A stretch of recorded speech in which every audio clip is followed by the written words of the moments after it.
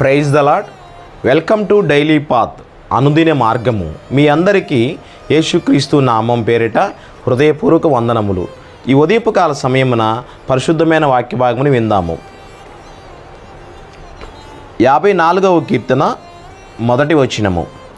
దేవా, నీ నామమును బట్టి నన్ను రక్షింపుము, నీ పరాక్రమమును బట్టి నాకు న్యాయము తీర్చుము. ప్రియమైన వారలారా, దావీదు పలికినటువంటి మాటలండి ఇవి. దావీదు ఏ సందర్భంలో ఇది రాస్తున్నాడంటే, సౌలు బారి నుంచి తప్పించుకుని తిరుగుతున్న సమయంలో దావీదు చేస్తున్నటువంటి ప్రార్థన అనేది ఇవి. దావీదు ఏమైనా ప్రార్థన చేస్తున్నాడంటే, అయ్యా, నాకు ఎవరు దిక్కు లేదు తండ్రి, మీరే దిక్కు నాయనా. అయ్యా, నీ నామమును బట్టి నన్ను రక్షింపుము నాయనా, నీ పరాక్రమమును బట్టి నాకు న్యాయము తీర్చుము నాయనా అని చెప్తున్నాడండి. ఎందుకంటే జిప్తీల ప్రాంతంలో ఉన్నప్పుడు అక్కడ అతను తలదాచుకున్నాడండి. సౌలు కనపడకుండా, సౌలు బారిని పడకుండా ఉండాలి, సౌలు సైనికులకు కానీ సౌలుకు కానీ నేను కనపడకుండా ఉండాలని చెప్పి జిప్తీల ప్రాంతంలో దాగి ఉన్నప్పుడు వాళ్ళు సమాచారం అందిస్తారు సౌలు రాజుకి. మీరు వెతుకుతున్నటువంటి దావీదు మా ప్రాంతంలో ఉన్నాడని చెప్పినప్పుడు అతనికి ఆపద అనేది వెంటనే రావటం అనేది జరిగింది. వాళ్ళు చంపడానికి రావటం అనేది జరిగింది. ఆ సమయంలో, అటువంటి విపత్తు సమయంలో దావీదు దేవునికి ప్రార్థన చేస్తున్నాడండి.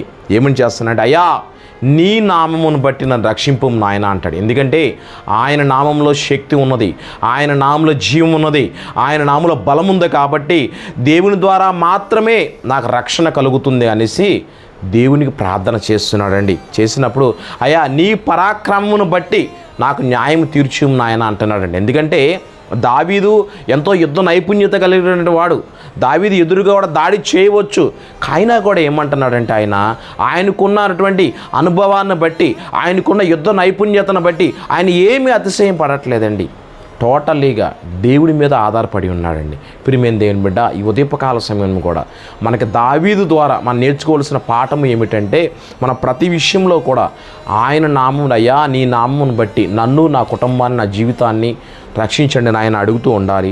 మరలా కూడా మనల్ని బట్టి కాదు, అయ్యా దేవుణ్ణి బట్టి, మనల్ని బట్టి మనం అతిశయపడకూడదు. అయ్యా, నీ పరాక్రమమును బట్టి నన్ను రక్షింపుము నాయన అని చెప్పి, నాకు న్యాయము తీర్చుము నాయన అని చెప్పి మనం ప్రార్థన చేసినట్టయితే దేవాది దేవుడు దావీదుని ఆ జిప్తీలి ప్రాంతంలో నుంచి, సౌలు బారి నుంచి ఏ విధంగా కాపాడాడో మనలందరినీ కూడా దేవాది దేవుడు అటే ప్రొటెక్షన్, అటువంటి కాపుదల మనందరికీ దేవాది దేవుడు మనకు అనుగ్రహిస్తాడని చెప్పి దేవునికి వాక్యం సెలవిస్తుందండి.